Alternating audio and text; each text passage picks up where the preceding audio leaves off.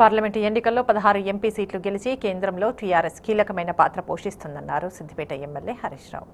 మెదక్ పట్టణంలో ఈ నెల 8న నిర్వహించనున్న పార్లమెంటు సన్నాహక సభ ఏర్పాట్లను ఆయన పరిశీలించారు. ఎంపీ కొత్త ప్రభాకర్ రెడ్డి, ఎమ్మెల్యేలు పద్మా దేవేందర్ రెడ్డి, మదన్ రెడ్డి, ఎన్ఎండీసీ చైర్మన్ షేరి సుభాష్ రెడ్డితో కలిసి సభ ఏర్పాట్లను పరిశీలించారు. టీఆర్ఎస్ వర్కింగ్ ప్రెసిడెంట్ కేటీఆర్ నేతృత్వంలో జరుగుతున్న సన్నాహక సభకు భారీ ఎత్తున కార్యకర్తలు తరలి రావాలని పిలుపునిచ్చారు. దాదాపు 25,000 మందితో మెదక్ పార్లమెంటు ఎన్నికల సన్నాహక సభను విజయవంతం చేస్తామన్నారు.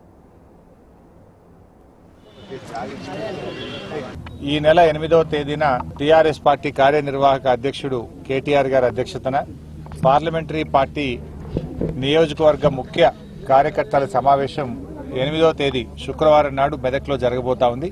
మరి సమావేశం జరగాల్సినటువంటి తీరుతెన్నుల మీద ఈరోజు పర్యవేక్షణ చేయడం జరిగింది. మెదక్లో ఉండేటువంటి సిఎస్ఐ చర్చ్ ప్రాంగణంలో ఈ యొక్క ముఖ్య కార్యకర్తల సమావేశాన్ని నిర్వహించాలని చెప్పి నిర్ణయించడం జరిగింది. సో ఇది 8వ తేదీ ఉదయం 10:30కు ఈ సమావేశం ప్రారంభమై మధ్యాహ్నం 2 గంటల వరకు కూడా ఈ సమావేశం జరుగుతుంది.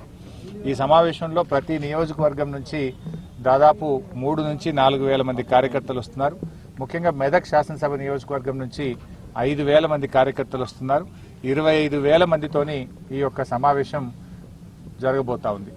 అంటే ఈ ముఖ్యంగా రాబోయేటువంటి పార్లమెంట్ ఎన్నికల్లో తెలంగాణలో 16 సీట్లు గెలవడమే టీఆర్ఎస్ పార్టీ లక్ష్యంగా ఈ యొక్క సన్నాహక సమావేశాలు జరుగుతూ ఉన్నాయి.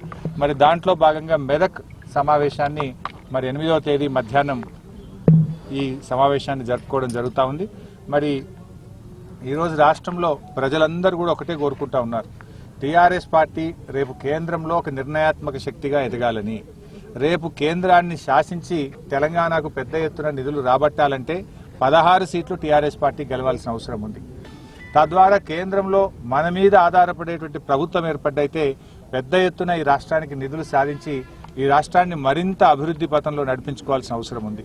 సో అందువల్ల ఈ సమావేశాల్ని కార్యకర్తలందరూ కూడా చాలా సీరియస్గా తీసుకొని సర్పంచులు, ఎంపీటీసీలు, గ్రామ టీఆర్ఎస్ పార్టీ అధ్యక్షులు, రైతు సమన్వయ సమితి అధ్యక్షులు, కోఆపరేటివ్ చైర్మన్లు, ముఖ్య నాయకులు, కార్యకర్తలు, మాజీ సర్పంచులు అందరూ కూడా పెద్ద ఎత్తున స్వచ్ఛందంగా తరలి వచ్చి ఈ యొక్క సమావేశాన్ని విజయవంతం చేయాలని చెప్పి ఈ సందర్భంగా పిలుపునిస్తా ఉన్నాం.